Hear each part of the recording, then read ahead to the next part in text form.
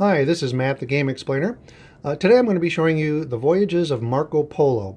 It's a game designed by Daniel Tassini and Simone Luciani. Apologize if I screwed up those names. And it's published here in the United States by Z-Man Games. It's a game for 2 to 4 players, and it lasts about 20 to 25 minutes per player.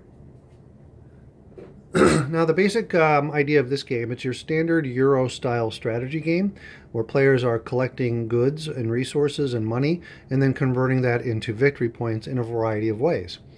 I have the table set up for 4 players. As you can see, each player has a small player board in their area. And they start with a number of these trading post wooden pieces on their board. And they're going to be placing those out on the map throughout the course of the game. Each player also has 5 colored dice in their player color, and they start with 2 camels and a certain amount of money depending on their initial player order. Each player will also have 2 of these goal cards, which I have face up right now to show you, but they'll actually be face down throughout the game, and those goal cards are additional ways to score points at the end of the game. Each player also will have a character card that will give them a unique power, a special ability in the game, and those powers are extremely powerful and very different from each other. So one thing I like to tell new players about this game is depending on which character power you get for the game, that's going to, it could really formulate your overall strategy for the game. Because if you're not pursuing a strategy that takes best advantage of your character's power, then you may not be able to perform quite as well as the other players, because those character powers are so impactful on the game. All right, so it's important to pay attention to what your character power is. Now, the game is played over 5 rounds. Each round will consist of players taking turns placing their dice on the board to trigger one of the dice action spots.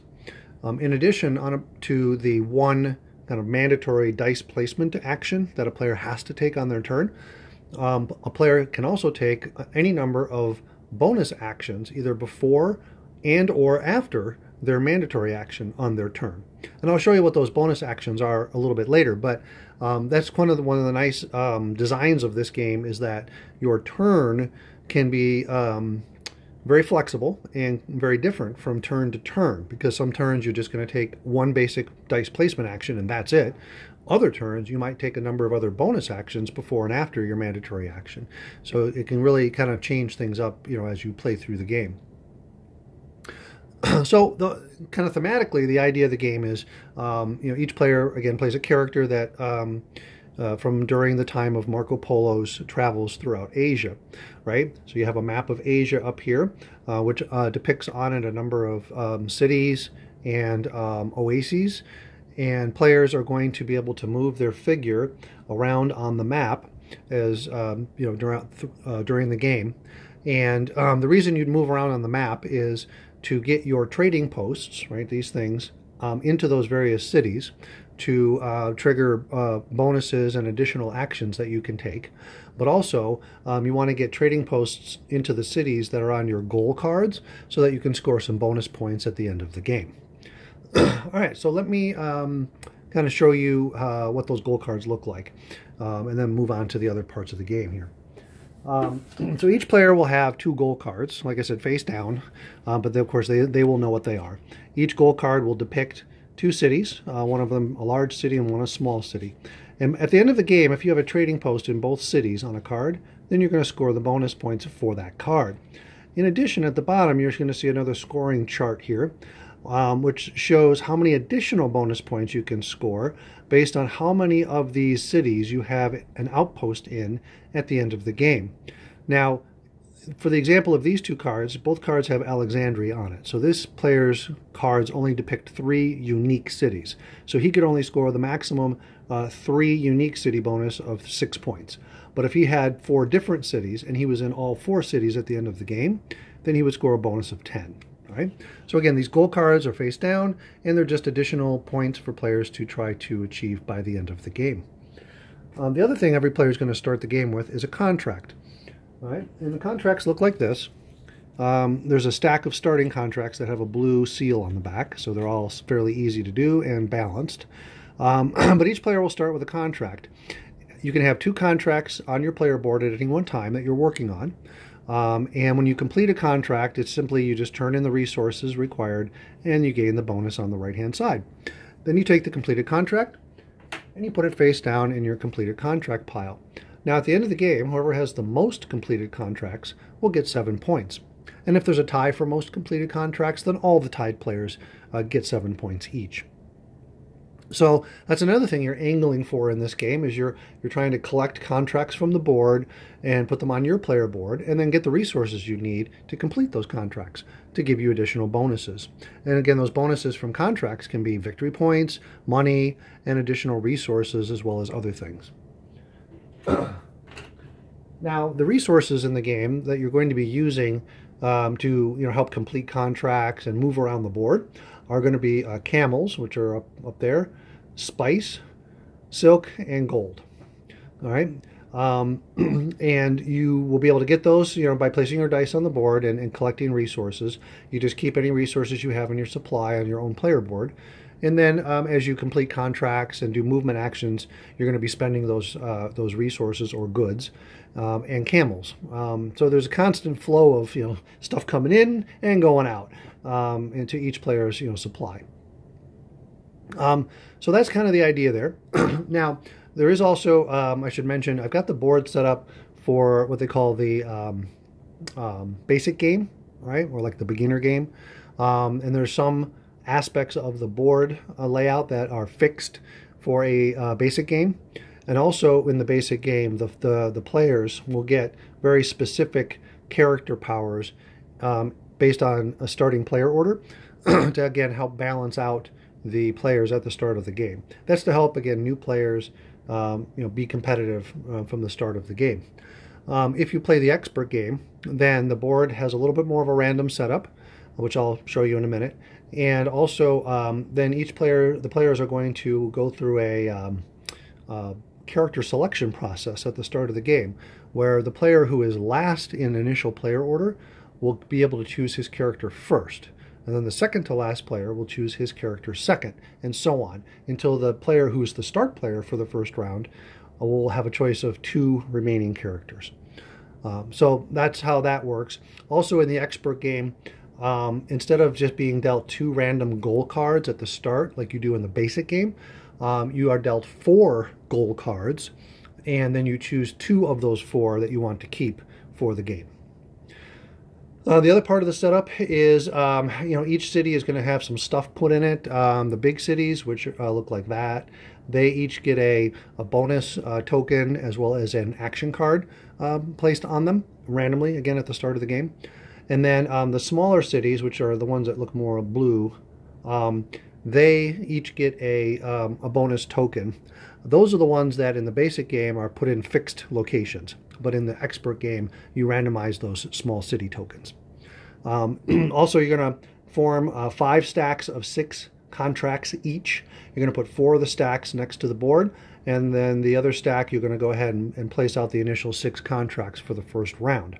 So these stacks act as a round counter, because at the end of each round, any contracts that are remaining on the board will get removed and put underneath the bottom of this kind of extra special stack over here.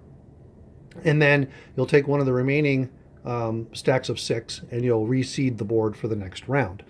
So obviously once you've put the last stack of 6 here onto the board, that's the indication that that's the final round of the game. So you'll play 5 rounds, and at the end you'll add up your end game points and see who's won. Now the other thing that's kind of nice is these action cards that are put into the large cities. You only put 9 of them out on the board to play a game, but the game comes with 31 cards. So you're going to have quite a different variety of cards in play each time you play the game on the large cities, which is really nice. And then of course there's a decent stack of these goal cards, so you're going to get different goal cards every time you play as well. And then again, like I mentioned, because each of the character powers is extremely powerful and very impactful on overall strategy, depending on which character you play, each time you sit down to play the game, you're probably going to have to approach the game in a very different way, with a different strategy. So there's a lot of opportunity for interesting replay and variability in this game. Okay, so that's probably good enough on the setup. Let me go ahead and zoom in on the board, and I'll kind of show you, more about what the board looks like. All right, let me get this zoomed in here a little bit. Okay, if I can get the camera to stay put, hopefully that will be good. Okay, so in terms of the board, like I said, when you set up the game, you're going to put out bonus tokens and cards on the large cities. So let me show you an example of what those look like. Also, I should point out there's a couple of unique large cities. Sumatra, which is down here in the lower right corner. It's a little bit harder to reach from the player starting location up there of Venezia. So if you do get one of your trading posts into Sumatra, what happens is whenever a player moves their dude on the map and they stop in a large city or a small city, then they're going to place a trading post there, or they have to place one there. It's mandatory. Once you have a trading post in a city, then if it's a large city, it's going to unlock access to those action cards that are in that city. Right? So for example, if the yellow player was able to travel over to Sumatra and put a trading post there, like so, right? Two things are going to happen. All right? The first player to place a trading post in a large city is going to claim the bonus resource token from the city. All right, this is a one-time immediate bonus that the player must take if they are able to. So in this case, for example, the player would gain either 1 gold, 1 spice, or 1 silk. And then this token is discarded from the game. All right, so that happens immediately as soon as a player establishes the first trading post in a large city. Then, for the rest of the game, starting with that player's next turn, they can use the dice placement cards that are in that city. And Sumatra, because it's in the lower right corner, has 3 cards that are put into it at the start of the game. Let me show you an example of one of those cards. Okay, so you can see it's got a dice placement spot here with a brown background. The brown is important because a brown dice placement spot can only be used 1 time per round, okay, not per player, but per round. And so as soon as a player uses that spot, then it's now not available for anyone else until the next round. So what happens is each of these cards will typically show, a resource conversion equation, right? So here you can turn in a camel and a gold to gain 6 coins and 2 victory points. Now the cool thing about these city action cards is that when you place a die here, you get to trigger this conversion a number of times equal to the value of the die. So if I place, let's say, a number 3 die here, then I could trigger this conversion 3 times, as long as I had enough camels and enough gold. Right? So these can be very powerful action spaces that players can unlock as they move around the board and place their trading posts in the various cities. Now the other special city, large city that's on the board, is up in the upper right corner, and that is Beijing. Obviously, Marco Polo's objective, if you believe the stories and the histories, was to get to, East Asia, get to China. And so if, as a player, you're able to move your guy all the way across the board into Beijing, if you stop your movement in Beijing, then you put a trading outpost there.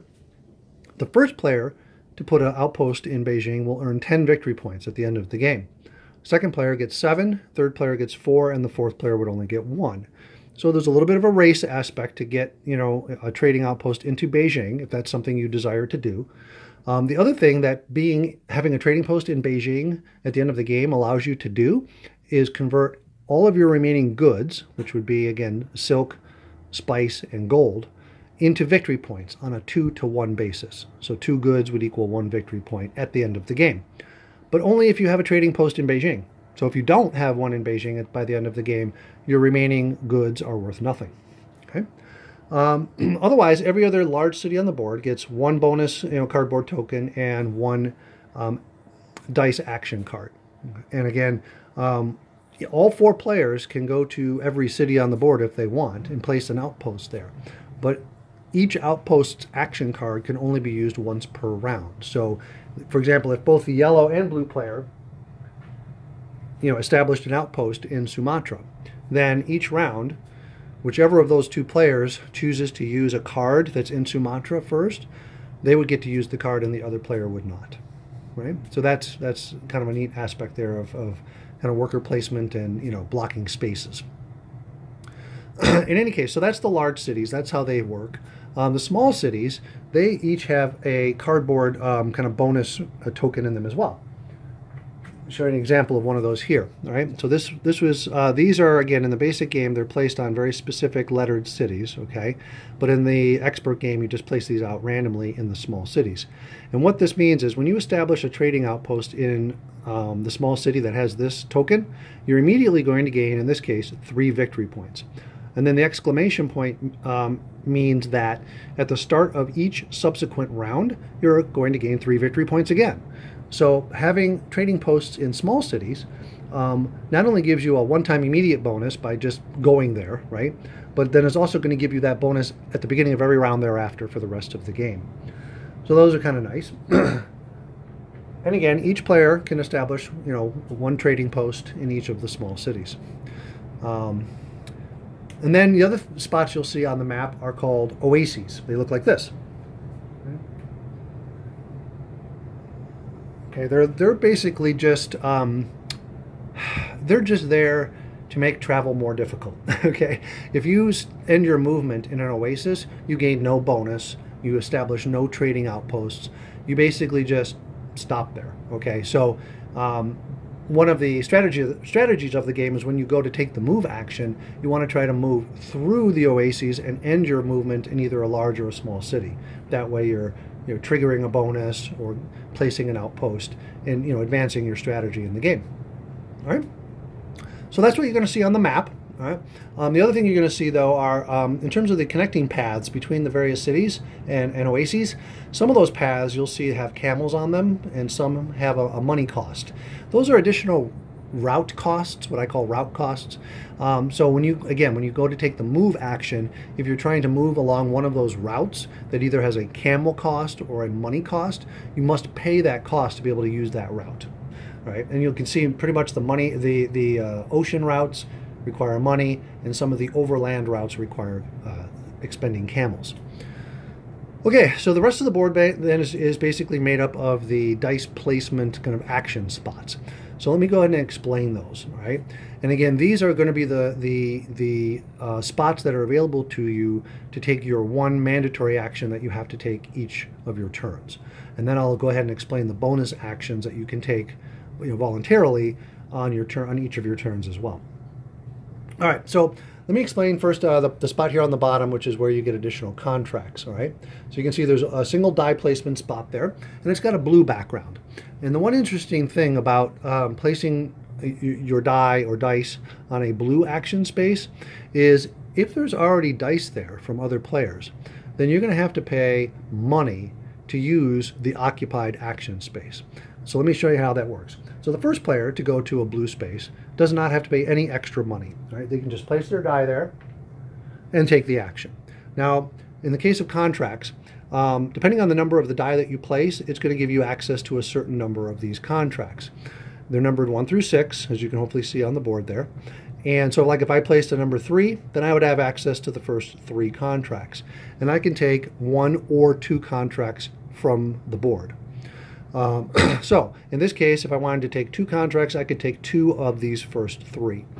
Once I've taken whichever contracts I want from the board, then all remaining contracts will shift over to fill in the empty spaces.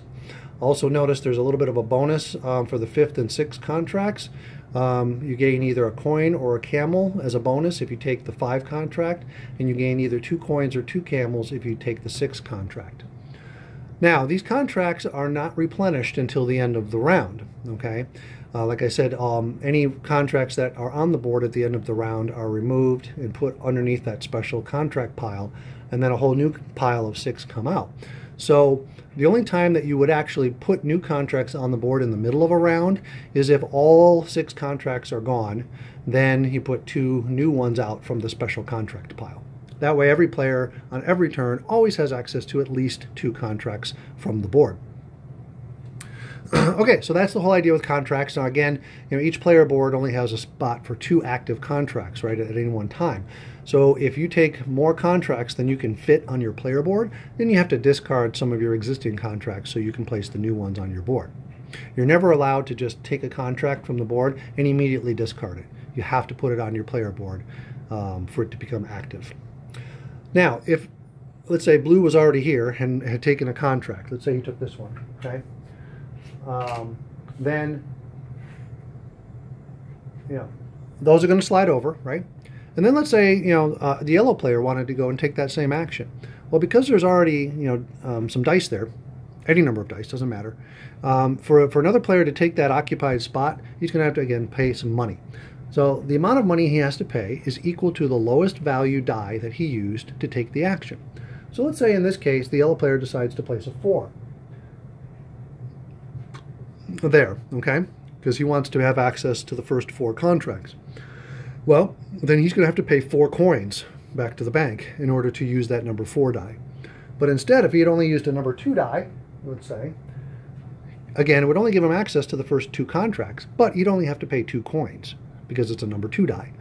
So again, really interesting decision on, sometimes you want to have lower numbered dice to take occupied spaces so that you have to pay less extra coin, because money can be kind of tight in this game depending on how much you're spending to do different things. All right, so that is how, again, you can take the same action that another player previously took. Now, each of these blue action spaces can only be taken by each player once per round. All right. Now, the only exception to that is if a player has a non-player colored die, so either one of these bonus black dice or, in this case, the bonus white die. If a player places a black or a white die on an action space, then he's not considered to have taken that action yet because he hasn't placed any of his colored dice there. Okay, so that's kind of an interesting little twist, is if you can get some of these bonus dice and use them to take an action by themselves, then you can take that same action again on a subsequent turn by placing one of your colored dice there. A little bit of a strategy tip. Okay, so that's that action space. This action space down here, the way that works is the first player to place a die there can place any numbered die he wants. And then he's going to gain 2 camels and 1 type of good, either a gold, a silk, or a spice. Right? So let's say the blue player went there first and placed a 2. Then the next player that wants to go to that action space has to place at least a number 2. So you must always place a die that's equal to or greater than the highest numbered die on that action space. Right? So maybe yellow places a 4. All right? So now he gets to take the action. Now this is an exception of the rule where just because there's already a die there, you don't have to pay any money to go there. You just have to place a die value that's at least equal to the dice already there. And then, so if another player wanted to place here, let's say the red player, he'd have to play at least a 4, right? And then he gets to take the action. That's how that space works. The space directly above it is a way to get extra cash. So again, the first player, because it's a blue space, the first player to go there can place any numbered die he wants and get 5 coins, right? And then if another player wants to take that money action, then again, they have to pay the amount based on the number of the die that they place, and then they take 5 coins. So again, if blue was already there and yellow wanted to take that, if he places a 2 there, he has to pay 2 coins to the bank and then take 5 back from the bank. All right? And you must be able to pay to receive your money back. So that's just another way to get a little bit of cash. The other main space here on the board is, I think, called the bazaar. And this is where you'll go to gather resources. So either, again, camels, spice, silk, and gold. Now the way it works, you can see it's kind of a grid, right? And you have to place, 1 die to get either camels or spice, 2 dice to get silk, and 3 dice to get gold. So gold's the hardest to get. But let's say the yellow player wanted to get some silk. Let's say he had a 6 and a 3, so he places a 6 and a 3 over there to get silk. Now, the reward that you can take, like how far you can go along here to take your reward, is based on, again, the lowest of the dice that you placed. So because he placed a 6 and a 3, the 3 is going to be the limiter for what reward he could take. So he could take the reward from either level 3, level 2, or level 1. You can always take a lower level reward than what your dice would give you access to. Okay, and again, obviously, if you know, you want to take an occupied spot, like if yellow went there first and now blue wanted to go there and get spice, if he placed, or sorry, silk, if he placed like a 4 and a 2, right, there, then he'd have to pay 2 coins, because you always pay based on the lowest value die that you use. And then the 2 would also limit him to only taking either the first level reward or the second level reward. So that's kind of the interesting interplay with the dice here. Let's see, the other action space, of course, is moving on the board. That's over here. This requires 2 dice, and again, the lower numbered die will limit how far you can move with that action. You can see the cost of moving various distances with that action. So the more spaces you want to move in one action, the more money you have to spend. And of course, the higher value dice you have to use. But also don't forget, in addition to this money cost to move, you must also pay any route costs that you plan to traverse across with your movement. And then once you end your movement, let's say you moved 3 spaces, right? You only place an outpost in the location where you end your movement, not where you move through, okay? So that's, you have to kind of, again, plan how far you want to move with each movement action, and where you want to stop, and, you know, where you want to place your outpost. So there's a lot of strategy there. And then, of course, again, once players unlock these city action cards, then your one mandatory action on your turn could be to place a die on one of these cards and use the card ability. Okay, so those are all the different like dice placement action spaces on the board that you can use as your mandatory action. In addition, like I said, to your one mandatory action that you do each of your turns, you can do any number of bonus actions that you want. And you can do those bonus actions before and after your mandatory action.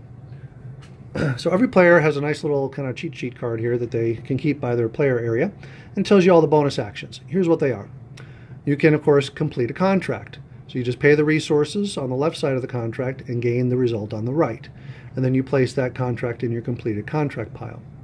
You can also place one of your remaining dice onto that purple bag action space on the board to take 3 coins. That's the only space on the board where it doesn't matter what numbered die you place, and it doesn't matter how many dice are already there. It's just use a die to get 3 coins. That's all it does. You can spend a camel to re-roll one of your unplaced dice. You can spend 2 camels to add or subtract a pip to one of your unplaced dice. And you can spend 3 camels to gain one of the bonus black dice, roll it, and add it into your dice supply. So you'll notice, like, there's always going to be 1 more black dice available than the number of players. And this last bonus action of gaining a black die, that's the only bonus action that you can do only once per turn. You can do it multiple times per round, but only once per turn. And all the black dice, of course, whether they've been used or not, by the end of the round, at the end of the round, those black dice will go back onto the board into the supply, so they can be gained again on the next round.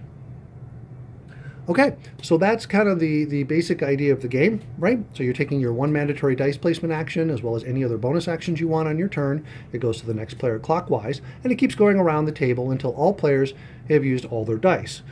Then that will end that round. At the end of the round, again, you'll remove any remaining contracts from the board, put them at the bottom of that special contract pile. Take one of the new 6 contract piles and put it on the board, or piles of 6 contracts, I should say.